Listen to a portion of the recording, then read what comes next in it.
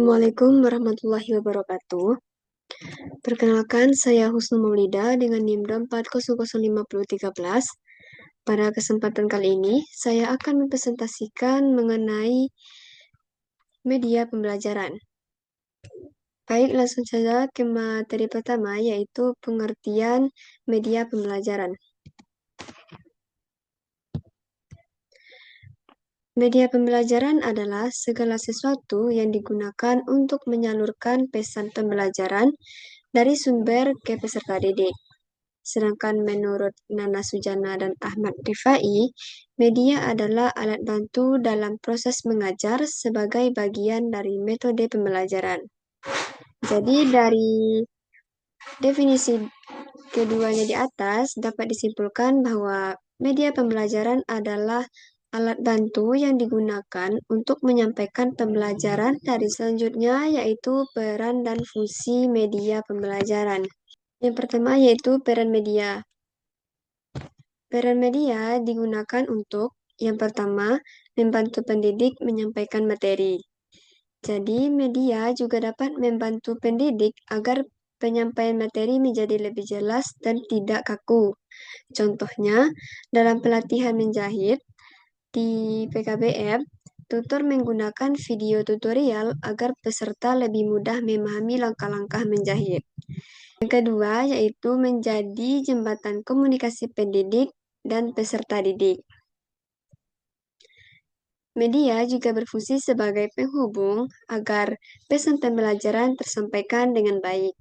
Contohnya, dalam penyuluhan kesehatan di Posyandu, penggunaan poster membantu kader menjelaskan materi kepada masyarakat.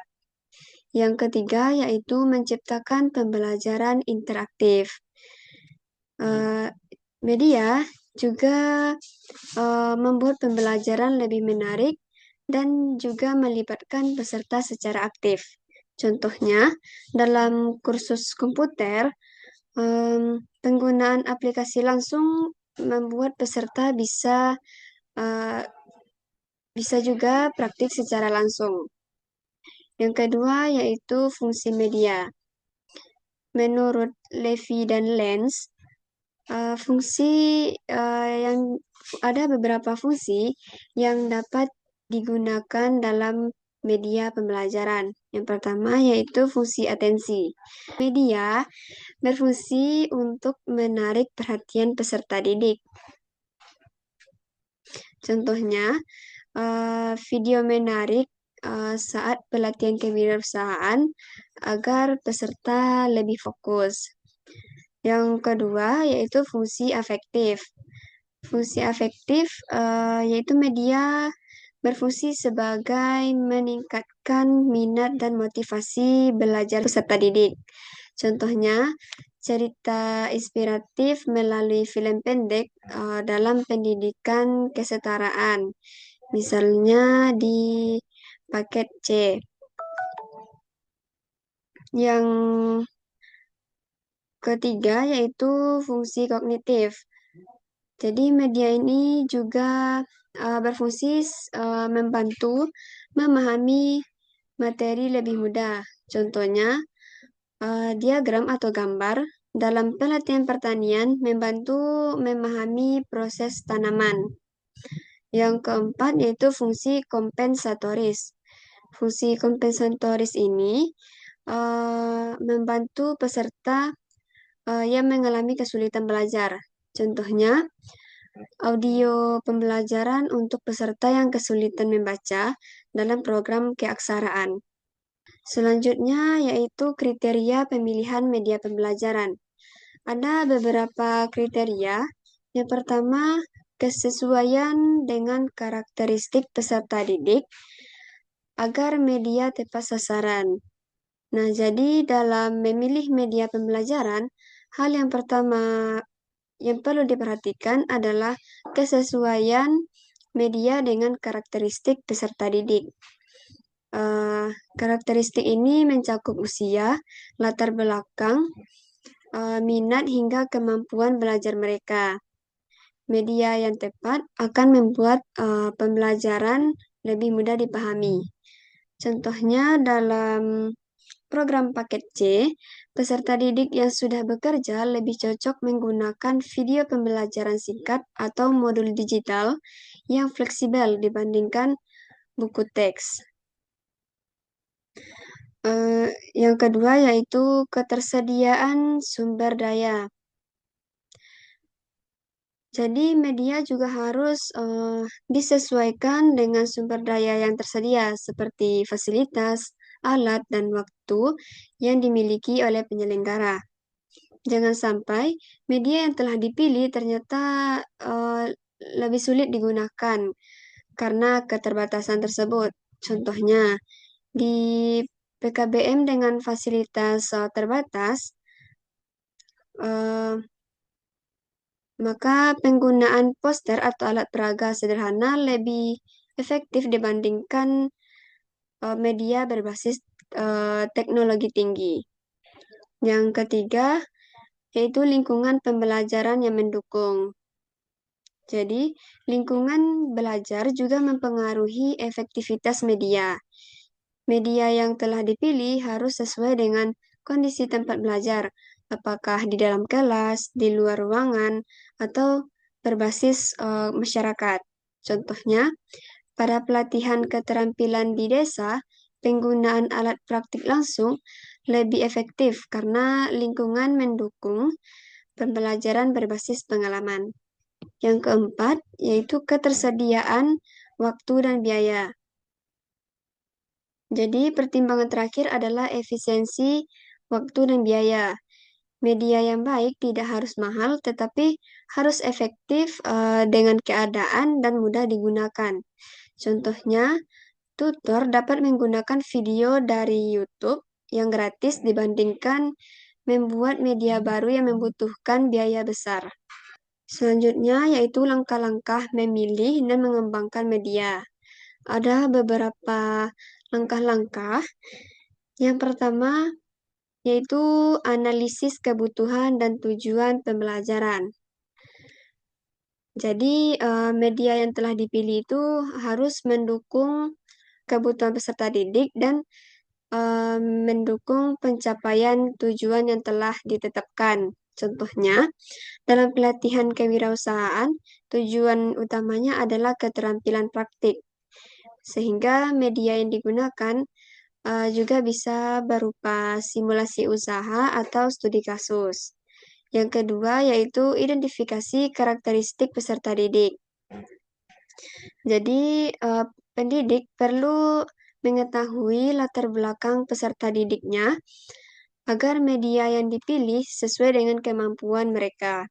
Contohnya, peserta program keaksaraan dasar membutuhkan media visual seperti gambar atau kartu huruf agar lebih mudah memahami.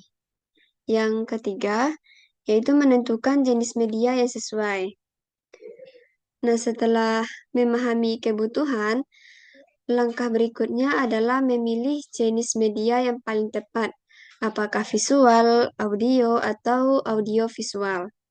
Contohnya dalam pelatihan menjahit, media yang tepat digunakan adalah video tutorial dan alat praktik langsung. Yang keempat yaitu mengembangkan atau memilih media. Jadi, seorang pendidik dapat membuat media sendiri atau menggunakan media yang sudah disediakan. Contohnya itu, tutor dapat membuat modul sederhana atau menggunakan aplikasi belajar gratis. Yang kelima yaitu uji coba media. Jadi, media yang telah dipilih perlu diuji coba untuk melihat apakah efektif digunakan atau tidak. Contohnya, mencoba penggunaan video pembelajaran pada satu kelompok kecil sebelum digunakan secara umum. Yang keenam yaitu evaluasi dan revisi media. Jadi langkah terakhir ini yaitu mengevaluasi dan memperbaiki media berdasarkan hasil uji coba. Apakah media tersebut telah berhasil untuk pembelajaran, apakah perlu perbaikan. Contohnya, Jika peserta kesulitan memahami video, maka perlu ditambahkan penjelasan atau subtitle. Selanjutnya yaitu integrasi media dalam RPP atau modul ajar. Media harus terintegrasi dalam RPP atau modul ajar. Jadi media yang digunakan harus disesuaikan dengan yang pertama yaitu tujuan pembelajaran.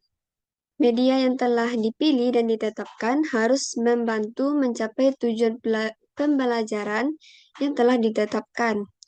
Contohnya, jika tujuan pembelajaran adalah keterampilan praktik, maka media juga harus menggunakan yang berbasis praktik.